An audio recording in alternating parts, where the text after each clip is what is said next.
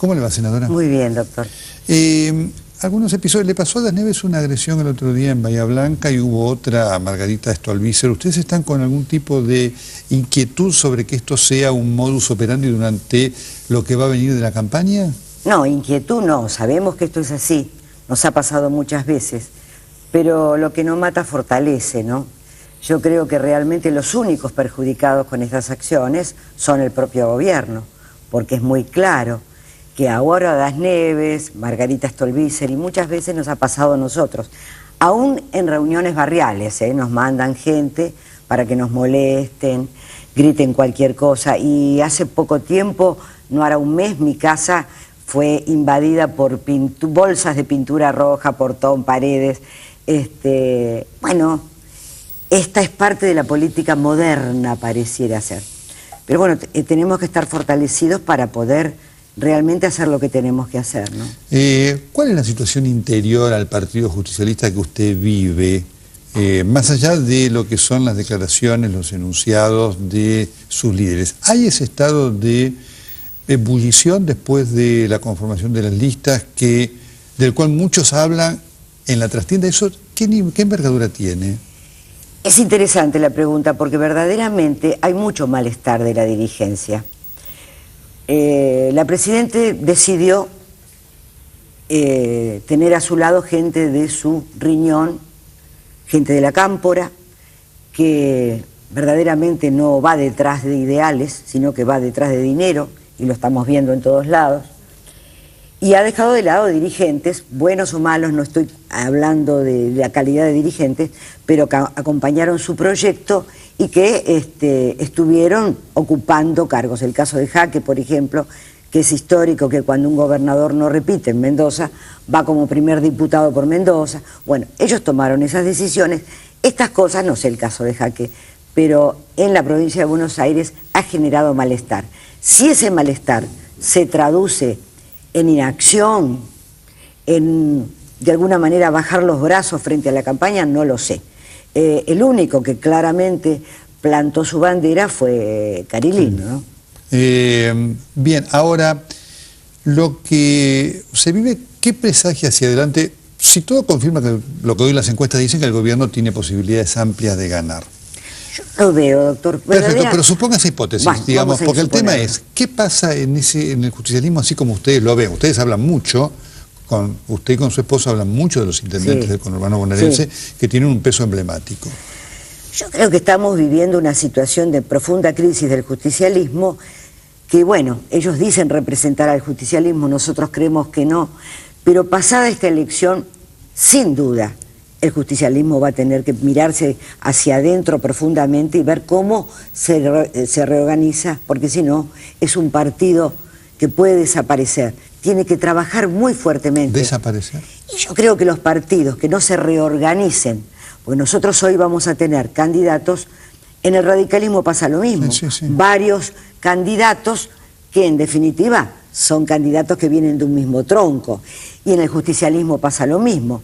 Esto es producto de una crisis muy profunda que están atravesando los partidos políticos, en la cual también el gobierno ha tenido su cuota de responsabilidad, ¿no? Dividir para reinar. Pasada esta elección, me parece que el verdadero justicialismo tendrá que sentarse a ver cómo resuelve sus problemas internos y cómo verdaderamente se hace grande, pero en base a sus convicciones más profundas, a su ideario, a su ideología, ¿no? ¿Cómo es digamos, con qué carácter enfocan ustedes la interna abierta y obligatoria del 14 de agosto? A mí me parece que verdaderamente el gobierno, con esta reforma electoral que no ha sido buena, ha caído en su propia trampa. Al quedar solamente un candidato a presidente por cada una de las listas, lo que se va a ver el 14 de agosto, cuántos votos realmente tiene Cristina Kirchner, cuánto tiene Duhalde, cuánto tiene Alfonsín, cuánto tiene cada uno de los candidatos. Y se adelanta, y lo que va a pasar es que quien salga segundo se va a proyectar, porque el arco opositor es muy grande. Si uno mira los números que ha sacado el Frente para la Victoria en todas las elecciones en las que ha participado, en ninguna llegó al 40%. va a perder claramente la segunda vuelta en Capital Federal, Santa Fe van a salir terceros, Córdoba le va a pasar lo mismo. Quiere decir que la situación es compleja. Bueno, en 2007 llegó al 46%. En el 2007. Sí, exactamente. Pero, sí, contando de alguna manera ahí tuvo mucho que ver los votos en blanco, ¿no? No, correcto, y además, por supuesto, estuvo esa asociación con el radicalismo que aportó mucho. Claro. Esto fue indiscutible, pero digamos, llegó a ese guarismo. Claro, pero bueno, hoy en los resultados de estas últimas elecciones que han ido transcurriendo en este año, no se la ve superando el 30 y pico %. Hay un arco opositor de todos los partidos que representa en la sociedad un 65% de gente que quiere que el kirchnerismo se vaya. Esa gente va a potenciar sola, sin sus dirigentes detrás, va a potenciar sola a quien salga segundo. Así que yo creo que el kirchnerismo no va a alcanzar, el 14 de agosto, no va a alcanzar el 40%. ¿Cuál es el nivel de autocrítica que hace la oposición? Porque una de las cosas que ha potenciado al kirchnerismo, ha habido dos elementos: el fallecimiento de Néstor Kirchner ha tenido un efecto político favorable al kirchnerismo, y el otro es usted que marca, esta dispersión de la oposición. Sí. ¿Cuál es el nivel de autocrítica que hay? Yo lo hago permanentemente. Yo creo que así como estamos en un problema político, estamos verdaderamente en una decadencia moral importante en nuestro país, de la cual los políticos son emergentes, como lo son empresarios, a los sectores. Y en la política se ve claramente que no hay grandeza para mirar el país y las necesidades del país, sino que muchos dirigentes se plantean ser, ¿no? Sin importarle qué es lo que hay que construir. Y lo que hay que construir es un modelo de nación que no tenemos. Entonces aparecen muchas divisiones. Vemos a un Adolfo Rodríguez A. siendo candidato por la provincia de Buenos Aires. O sea, van apareciendo cosas muy disparatadas que yo a veces pienso, los constituyentes del 53, cuando hicieron la Constitución, no se plantearon un montón de cosas porque no se podía concebir en aquella sociedad que pudiesen llegar a una decadencia tal que hubiese que pensar en reglamentarlo. Entonces tuvimos listas testimoniales, pudo Kirchner ser candidato a diputado por la provincia de Buenos Aires porque vivía en Olivos. Bueno, todo lo que vimos, todo lo que vemos, y si esto no lo corregimos, todo lo que tendremos que ver, y me parece que va a ser muy difícil si el kirchnerismo sigue gobernando y la oposición no se da cuenta el rol importante que tiene. Usted fíjese en el Senado, llegamos con un enorme esfuerzo a 37 votos. Se destruyó eso. Y el primer día de sesión tuvimos 37 votos, en la segunda no. ¿Cree usted que el kirchnerismo ha tenido esa virtud de destruir uniones políticas, dividir estructuras en los derechos humanos y en todos los ámbitos? ¿Por qué cree que ha tenido usted esa virtud? Yo creo que ellos dividen porque entienden que así pueden reinar mejor, pero por otro lado hay mucha, vuelvo a repetir, decadencia moral en la dirigencia que hace que algunos los compren por dinero, otros tengan algunas cosas que hacen que mejor se callen y se cuiden. Entonces hay una variedad de elementos. ¿Pone ahí a Menem usted? Sí, también lo pongo a Menem. A mí me sorprendió cuando después de haber participado en la primera sesión teníamos 37 votos y en la segunda teníamos 3 menos. ¿Qué pasó ahí? Cada uno sabrá, no investigo, supongo y me quedo con la suposición, pero verdaderamente ahí perdimos la posibilidad de trabajar, no pudimos trabajar más en el Senado de la Nación.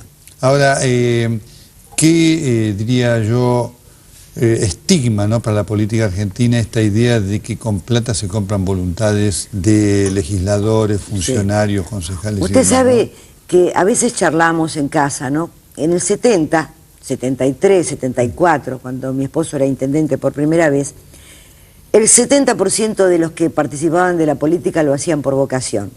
Y podía haber un 30% que lo hiciesen por intereses de figurar o intereses personales. Ese número se revirtió.